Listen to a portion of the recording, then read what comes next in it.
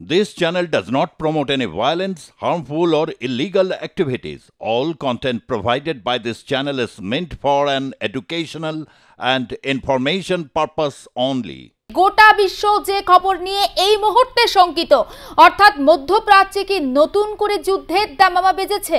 এবং এই মুহূর্তে যে খবর আমরা জানতে পাচ্ছি বা আপনাদের সামনে তুলে ধরবো, যে ক্ষেপণাস্ত্র হামলা চালানো হয়েছে, এখনো পর্যন্ত বলা হচ্ছে ইসরায়েলের তরফ থেকে কারোর মৃত্যু হয়নি।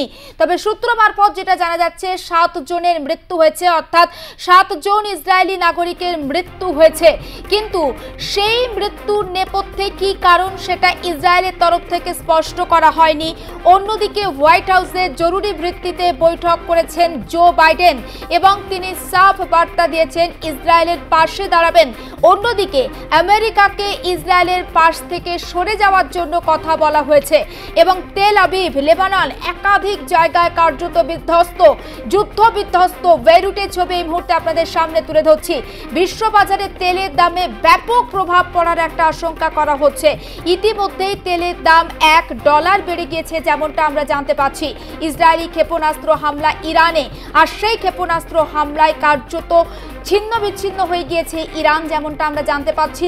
পরিস্থিতি সামাল দিতে রাষ্ট্রসংঘের জরুরি ভিত্তিতে বৈঠক, এবং সেই বৈঠকে আদেও কি সমাধান সূত্র বেরোবে, নাকি ইরানের সঙ্গে অন্যান্য যে সমস্ত মুসলিম দেশগুলো রয়েছে তারা যোগ দেবে।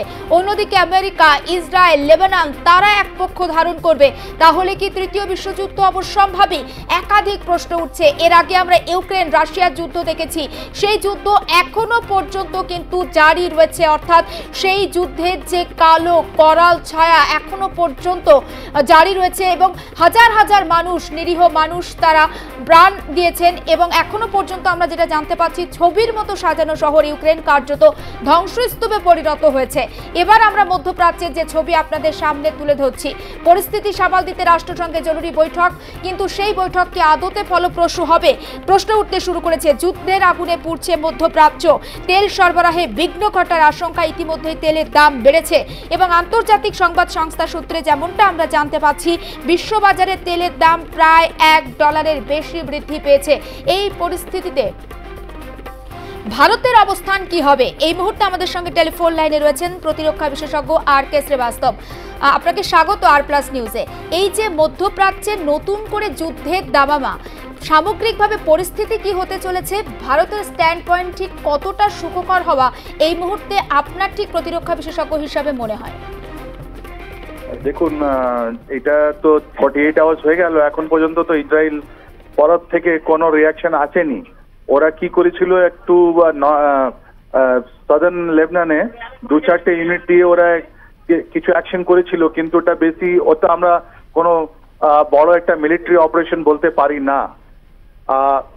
ইসরায়েল আছে এখন রেস্ট্রেনে আছে।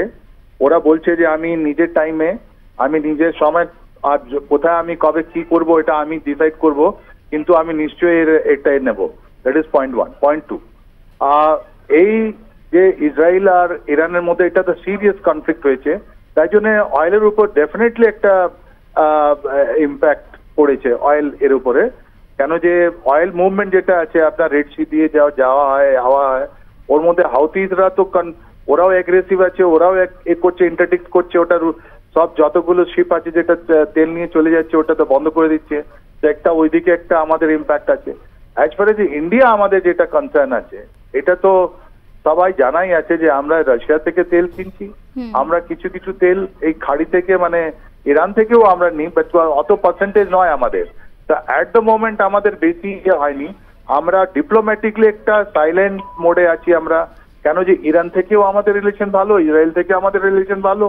ইরান থেকে আপনি চাবাহার যেটা পোর্টের আপনি কথা তো আপনি জানেন, ও আমরা চাবাহারে গিয়ে ওটা আবার রিনিউ করলাম, আর ওটা আমরা বললাম যে আমাদেরকে চাবাহার অ্যাক্সেস দাও, আমরা ওটা বানাবো। তো ও পট চুক্তিটা আমাদের তো ইরানের সঙ্গে হয়েছে। আর এই ইরানটা যে চুক্তি হয়েছিল ইরানের সঙ্গে, ওর মধ্যে এটা ইউএসএ যেটা এগ্রিমেন্ট ছিল, ওটা আপনার ওটা কি বলি, আমাদেরকে ওয়েভার দেওয়া হয়েছিল। ঠিক আছে আপনি যান, কিন্তু এর আগে আমরা কিছু আপনার ইরানের সঙ্গে আমরা বেশি রিলেশন আপনাকে রাখতে দেবো না। আর ইসরায়েল ইজ কনসার্ন, আপনি জানেন আমাদের কতগুলো এখন প্রাইভেট প্লেয়ার্স আছে যারা আমাদের ডিফেন্স সেক্টরে ঢুকেছে, ওরা ওখানে ওয়েপন আর অ্যামুনিশন দিচ্ছে। আমরা যে ডিপ্লোম্যাটিকলি আমরা নিউট্রাল, ডিপ্লোম্যাটিকলি আমরা সিচুয়েশন ওয়াচ করছি। আর আমরা এই যতদূর আমাদের আছে যে এটা ক্লিয়ার কনফ্লিক্ট না হয়, এটা বেশি মিস্টার শ্রীবাস্তব, একদম আরো একটা বিষয় একটু জানতে চাইছি। ইতিমধ্যে আমেরিকা জানিয়ে দিয়েছে তারা ইসরায়েলের পাশে থাকবে, কিন্তু সেক্ষেত্রে ইসরায়েলের পাশে আমেরিকাকে না থাকার জন্য বলা হচ্ছে, এবং আমেরিকা যদি ইসরায়েলের পাশে থাকে অন্যান্য মুসলিম কান্ট্রিগুলো স্বাভাবিকভাবে ইরানের পক্ষ নেবে। সেক্ষেত্রে এই যে দুটো ভাগে ভাগ হয়ে যাওয়া কোথাও কি আন্তর্জাতিক সম্পর্ককে কি বিঘ্নিত করবে না? এটা দেখুন, বলাই হলো যে ন্যাশনাল ইন্টারেস্ট ফার্স্ট, রাইট? এখানে কোনো নয়, এটা আগে ছিল যে আমি কোন ক্যাম্পে আছি। এখন মাল্টিপোলার ওয়ার্ল্ড, মাল্টিপ্লেয়ার ওয়ার্ল্ড আছে এখানে। আপনি দেখছেন তো, আমরা একদিকে কোয়াডের দিকে আছি, অন্যদিকে আমি রাশিয়ার সঙ্গে অয়েলও আছে। আমরা একদিকে চায়নাকে, আমি চায়নার রাশিয়ার যেটা অ্যালায়েন্স আছে ও আমরা অপোজ করছি, অন্যদিকে আমি কোয়াডেও ঢুকে পড়েছি। অনেকগুলো বিমস্টেক আছে, অনেকগুলো আমাদের আছে। এখন মাল্টিপোলার ওয়ার্ল্ড, এখন বাইপোলার ওয়ার্ল্ড নয়, দুটো সুপার পাওয়ারের মধ্যে ওয়ার্ল্ড নয়।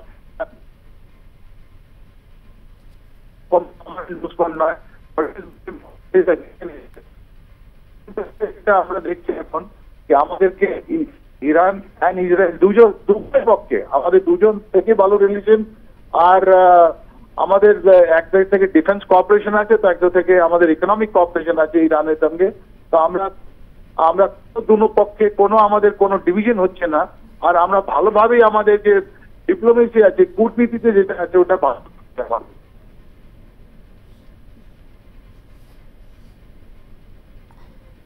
একেবারে তাই আমরা বুঝতে পারছি। এবং মিস্টার শ্রীবাস্তব, আরও একটা বিষয়, এই যে যদি যুদ্ধ হয় এবং যেটা আমরা অবশ্যম্ভাবী বলছি, সেক্ষেত্রে পারমাণবিক শক্তির ব্যবহার যদি হয়, স্বাভাবিকভাবে তো আরও একটা আমরা হিরোশিমা কিংবা নাগাসাকি দেখতে পারো, তেমন আশঙ্কা কি থেকে যাচ্ছে?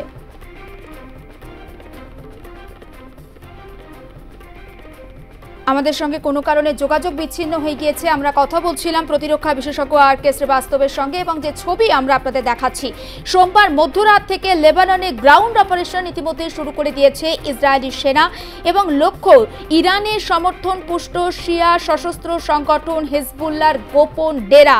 এবং পাল্টা পদক্ষেপ হিসাবে মঙ্গলবার থেকে ক্ষেপণাস্ত্র ছোড়া শুরু করে দিয়েছে ইরান। ইসরায়েলি ভূখণ্ডে আছড়ে পড়ছে একের পর এক ক্ষেপণাস্ত্র, এবং সেই ক্ষেপণাস্ত্রের যে ধ্বংসলীলা, সেই ছবি এই মুহূর্তে আমরা আপনাদের সামনে তুলে ধরছি। এই হামলার পর থেকে ইরানকে হুঁশিয়ারি দিয়েছেন ইসরায়েলের প্রধানমন্ত্রী বেঞ্জামিন নেতানিয়াহু। এই মুহূর্তে আমরা আরও একবার যোগাযোগ করতে পেরেছি প্রতিরক্ষা বিশেষজ্ঞ আর.কে. শ্রীবাস্তবের সঙ্গে। মিস্টার শ্রীবাস্তব, আপনার কাছে আমার যে প্রশ্নটা ছিল, এই যদি যুদ্ধ হয়, যেটা আমরা অবশ্যম্ভাবী বলছি, কোনো যুদ্ধই আমরা চাই না, কিন্তু সেক্ষেত্রে যদি পরমাণু ব্যবহার করা হয় বা পারমাণবিক শক্তির যদি বিস্ফোরণ ঘটে, আরও একটা কি হিরোশিমা নাগাসাকি ঘটতে পারে? তেমন কি কোনো রকম কোনো আশঙ্কা করা হচ্ছে? কারণ যে যুদ্ধ হচ্ছে প্রত্যেকটা পক্ষই কিন্তু শক্তিশালী। আমাদের একটা আছে, বিভ্রান্তি আছে আমাদের, কি নিউক্লিয়ার যদি আমরা কোনো জায়গা ইস্তেমাল করলে ওটা পুরো জিনিসটা নষ্ট হয়ে যায়। ইয়েস, ওটা ডিপেন্ড করে কত কিলো টানের ওর মধ্যে ম্যাটেরিয়াল আছে, ফিসাইল ম্যাটেরিয়াল কত আছে। আমরা তো যুদ্ধক্ষেত্রে এখন ট্যাকটিক্যাল লেভেল, মানে খুব ছোট লেভেলেও আমরা নিউক্লিয়ার মিসাইল নিউক্লিয়ার বম ইস্তেমাল করছি আমরা। আপনি জেনে আশ্চর্য হবে, এই ইউক্রেন রাশিয়া যুদ্ধে তো অনেকবার ট্যাকটিক্যাল লেভেলে নিউক্লিয়ার ম্যাটেরিয়ালটা ওরা দুজন উভয় পক্ষে ইস্তেমাল করেছে আগেন দেয়ার আর্মার ট্যাঙ্কের আগেনস্টে, রাইট? নাও এটা যদি হয়, কে স্টার্ট করবে? কি ইরান স্টার্ট করবে না ইসরায়েল? ইরান তো নিজের বদলাটা নিয়ে নিল, যেটা আমরা বলি যে একটা কাউন্টার অ্যাটাক বা নিজের অফেন্সিভটা তো ওটা করে নিল। এখন তো ইসরায়েল, যদি এখন ইসরায়েলের রিয়াকশনের টাইম আছে, তো ইসরায়েল কি আবার ওই পরমাণু নিউক্লিয়ার বম আর ইরানের উপর দেবেন না? আমরা কি ভাবছি, আমি বলছি আপনাকে, এটা স্ট্র্যাটেজিক আমরা ভ্যালু টার্গেট বলি। এর মধ্যে ইরান আর কোন ল্যান্ড নেই, কোনো কন্টিগুয়াস বা কোনো নেই, বর্ডার নেই, কোনো ল্যান্ড বর্ডার নেই। তার মানে কি হলো, উভয় পক্ষকে যদি একবার হামলা চালাতে হলে ওদেরকে এয়ারফোর্স বা ওদের মিসাইল দিয়ে হামলা করতে হবে। ইন দ্যাট কেস এখন ইরান তো আপনার 182 ব্লাস্টিক মিসাইল মেরে দিল ইসরায়েলের উপর। এখন ইসরায়েল কি করবে? ইসরায়েলের চান্স এখন, ইসরায়েল কি ওদের নিউক্লিয়ার ফ্যাসিলিটিকে ডিস্ট্রয় করবে? যদি নিউক্লিয়ার ফ্যাসিলিটিকে ডিস্ট্রয় করে, ও ক্ষেত্রে আবার ইরানের কাছে যেটা ফিসাইল মেটেরিয়াল আছে, যেটা ওদের কাছে ওটা আমরা বলি কুলিং পিরিয়ড, আর একটা ট্যাকটিক্যাল টার্ম আছে, এক সপ্তাহ থেকে এক মাসের মধ্যে ওরা একটা বোমা তৈরি করতে পারে। তারপর ওদের কাছে ক্যাপাবিলিটি আছে এয়ারফোর্স দিয়ে ওখানে মিসাইল দিয়ে ওটা ইসরায়েলের উপর মারা, ওটা খুব ঘাতক হয়ে যাবে ইসরায়েলের জন্য। ইসরায়েলও এটা জানে, ইসরায়েল ওটা জানে। আমরা কি ভাবছি যে দাদা দেখুন, ইলেকশন আসছে আমেরিকায়, এটা নভেম্বর মাসে ইলেকশন হওয়ার পর একটা রিজিম চেঞ্জ হবে, আইদার কামালা হ্যারিস হবেন বা ট্রাম্প হবেন। তারপর আমেরিকায় যেটা ইন্টারভেনশন যেটা হবে ওটা স্ট্রং হবে, ওটা আপনার ইসরায়েলকে ওরা রিস্ট্রেন করবে এখন। বিকজ ইরান তো, ইরানের যে প্রেসিডেন্ট ছিলেন উনি ইউএনজিএ তে গিয়ে, ইউনাইটেড নেশন জেনারেল অ্যাসেম্বলিতে গিয়ে বলছেন যে I am ready to for inspection of my nuclear installation. তো ইরান যেহেতু অ্যাট দ্য মোমেন্ট আমরা এসেস করছি না যে ইরান কোনো পরমাণু বম বা অ্যাটমিক বম আপনার ইসরায়েলের উপরে ছাড়বে। এটা ইসরায়েলের কাছেও, ইসরায়েলরাও এখন অ্যাটমিক বমের ওই দিকে এখন যাবে না, কিন্তু হতে কি পারে যে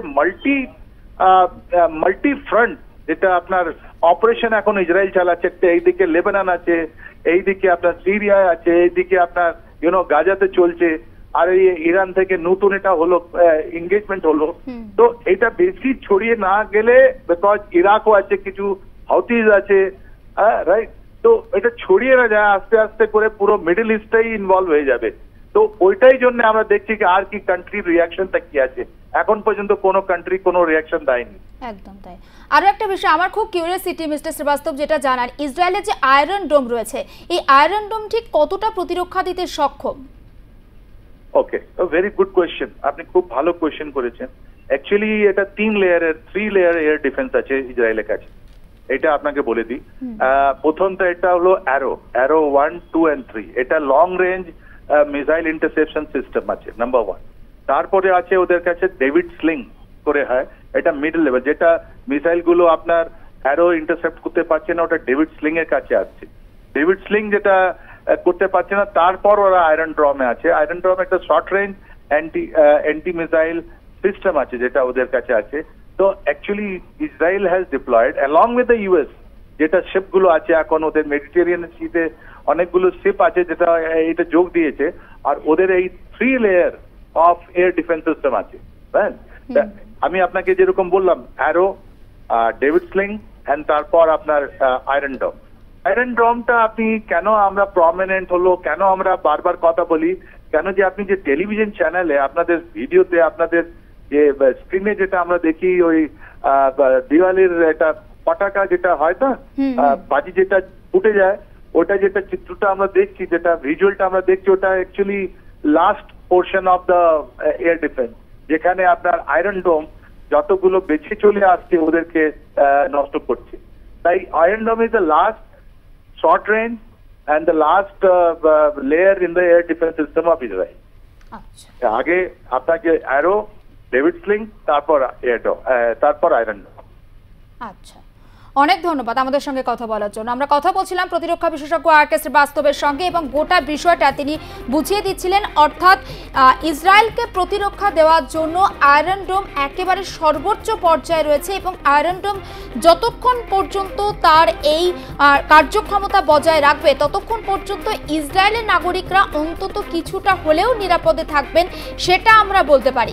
কিন্তু যুদ্ধ চাই না আমরা কেউই, আমরা প্রত্যেকে শান্তি চাই, এবং তার জন্য ভারত অন্তত 2 দেশের সঙ্গে যেহেতু সুসম্পর্ক বজায় রয়েছে, তেল কেনা বেচা করা হয় 2 দেশের সঙ্গেই, এবং এই একটা সম্পর্ক রয়েছে বাণিজ্যিক ক্ষেত্রে, তাই ভারতের বিদেশমন্ত্রী এস জয়শঙ্করের বক্তব্য যে শান্তি রক্ষায় ভারত যথেষ্ট অন্তত অগ্রণী ভূমিকা নেবে। অন্যদিকে ইরানের হামলার জবাব দেওয়ার কথা ইতিমধ্যেই ঘোষণা করে দিয়েছে ইসরায়েল, এবং বুধবার ইসরায়েলের তরফে কি বলা হয়েছে, তেহরানকে এর জন্য কঠিন পরিণতি বা কঠিন পরিস্থিতির সম্মুখীন হতে হবে। ইসরায়েলের প্রধানমন্ত্রী বেঞ্জামিন নেতানিয়াহু সরকার সাফ জানিয়ে দিয়েছেন যে ইরানের সর্বোচ্চ ধর্মীয় নেতা আয়াতুল্লাহ আলী খামেনি তাদের পরবর্তী টার্গেট। অন্যদিকে হামলা হলে আরও ধ্বংসাত্মক হামলার হুঁশিয়ারিও দেওয়া হয়েছে ইরানের তরফ থেকে। কিন্তু সব মিলিয়ে যদি হামলা এরকম পাল্টা হামলা চলতে থাকে, পরিস্থিতি যে অন্তত আরও সঙ্গীন হবে, আরও কঠিন হবে, সেটার বলার অপেক্ষা রাখে না। অন্যদিকে তেল আবিভে ইরানের ক্ষেপণাস্ত্র হামলার পরই ইসরায়েলের পাশে দাঁড়িয়েছে আমেরিকা। পশ্চিম এশিয়া যুদ্ধের আশঙ্কার আবহে আমেরিকার প্রেসিডেন্ট জো বাইডেন স্পষ্ট জানিয়ে দিয়েছেন ইসরায়েলের আত্মরক্ষার অধিকারকে তারা সমর্থন করছেন। কিন্তু সেটা যদি সঠিক হয়, অর্থাৎ ইসরায়েলের পাশে আমেরিকা দাঁড়িয়েছে, সেক্ষেত্রে ঠিক যেমনটা হচ্ছে যে অন্যান্য আদার্স যে কান্ট্রিগুলো, মুসলিম কান্ট্রিগুলো রয়েছে, তারা যদি ইরানের পাশে দাঁড়ায়, তাহলে কি এর পরিণতি অনেকটা ভয়ঙ্কর হতে চলেছে। এবং সোমবার মধ্যরাত থেকে লেবাননে গ্রাউন্ড অপারেশন শুরু করে দিয়েছে ইসরায়েলি সেনা এবং তাদের একটাই লক্ষ্য ইরানের সমর্থন পুষ্ট শিয়া সশস্ত্র সংগঠন হিজবুল্লাহর গোপন ডেরা। এবং পাল্টা পদক্ষেপ হিসাবে মঙ্গলবার থেকেই ক্ষেপণাস্ত্র ছোড়া শুরু করেছে ইরান। ইসরায়েলি ভূখণ্ডে আছড়ে পড়ছে একের পর এক ক্ষেপণাস্ত্র, কিন্তু সেই ক্ষেপণাস্ত্র অতটা হলেও ইরানের নিরীহ মানুষজনের ওপরে যে প্রভাব ফেলছে না, তার কারণ আয়রন ডোম। এবং সেই হামলার পরই ইরানকে হুঁশিয়ারি ইসরায়েলের প্রধানমন্ত্রী বেঞ্জামিন নেতানিয়াহুর। স্পষ্ট ভাষায় তিনি জানিয়ে দিয়েছেন ক্ষেপণাস্ত্র হামলার ফল ভুগতে হবে ইরানকে। ইরানকে সতর্ক করা হয়েছে আমেরিকার তরফেও। এবং পশ্চিম এশিয়া যুদ্ধের আশঙ্কা ক্রমশ বৃদ্ধি পাচ্ছে, ভয়ঙ্কর হচ্ছে পরিস্থিতি।